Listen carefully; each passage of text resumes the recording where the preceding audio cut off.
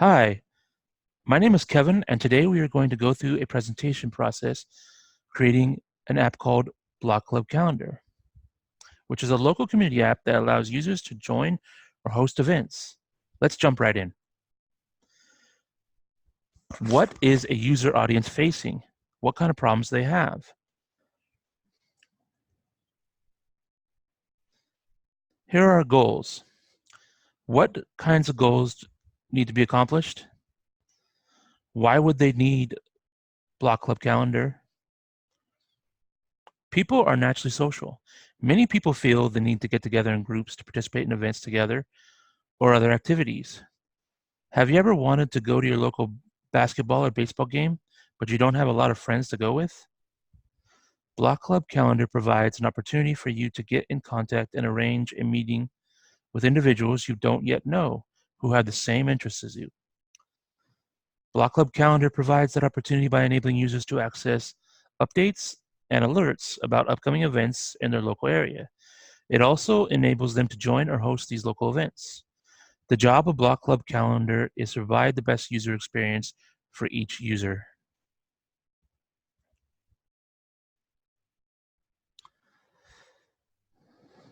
Let's talk about MVP, minimum viable product. This is the product and by which can be broken down into the barest usable functions and tested. We can break down our MVP into two users. First, we have Bernardo. Bernardo wants to host local events with a group of guys who are interested in the same activities as him. Second, we have Linda. Linda is looking to join group events tailored to cosmetology and fashion.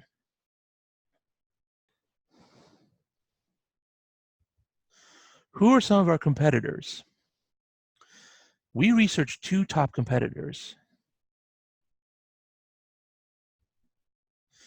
Here we found out some of their strengths and some of their weaknesses, where they could improve, and what we could do better than them.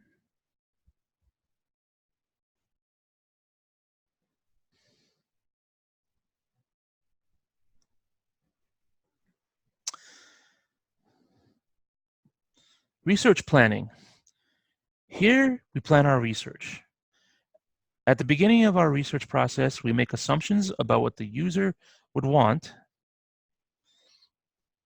and would want to accomplish to give our user the best user experience for the product. You need to formulate some research questions, conduct surveys. These will be based off of some assumptions and the affinity map.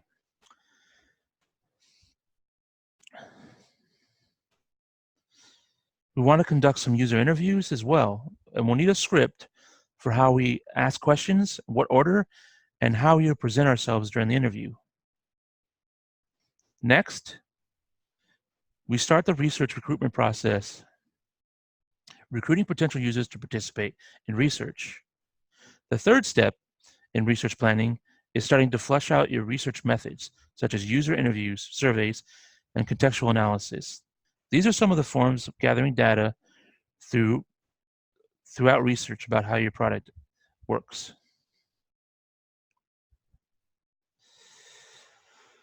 Proto-personas. Using what we know from our competitors and from the typical user that we see from our competitors, we can begin to create proto-personas. A proto-persona is a typical user. They are designed for that particular user archetype. Proto-personas will help us to remember that we are making a product for a user mindset.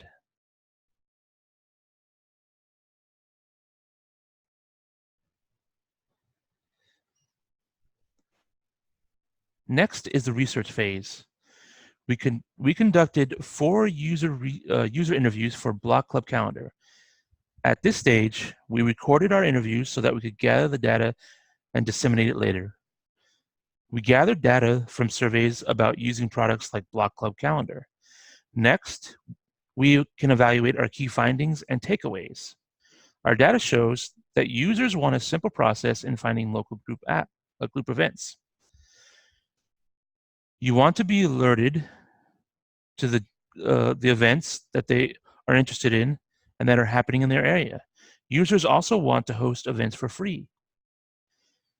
Users want an RSVP system so that users can find the number of people needed for a host group event, or if that event has too little or too many people.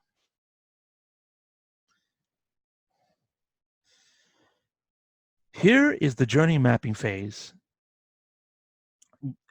Here we have a journey map based off of Bernardo Pitt's proto-persona. It is a mapping process by which steps are taken to show the process by how a user finds and finally first uses a product. Here we can see Bernardo's emotions and thoughts start with frustration and impatience. Bernardo goes through the process of searching, finding BlockClub Calendar, evaluating BlockClub Calendar, and discovering that BlockClub Calendar satisfies his needs. This is the process of the journey map through all the steps.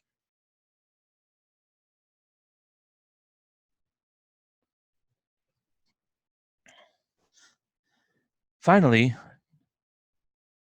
the diagram and document user flow process. A user flow is a diagram or blueprint of the process a user picks beginning to end. The user will make decisions based on what options are presented before them. User flows come to an end when the process is completed or when the user can no longer continue forward and must cancel. We tried to conceive every possible decision and action the user might have to experience in this particular process. We are looking to see if there are things that we can change in the process or if we can give them more options. Can the user simply go from the start to the end, giving them all the options they require? Are there things that we have to improve about the process? These are things that we look for when gathering the data from a user flow.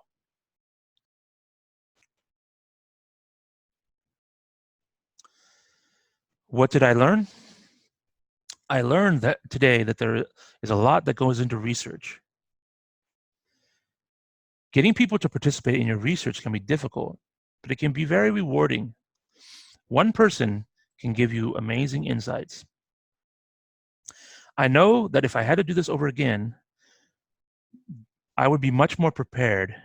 I have a greater respect for those who conduct research. Thank you for taking the time to watch the presentation. I hope it was informative.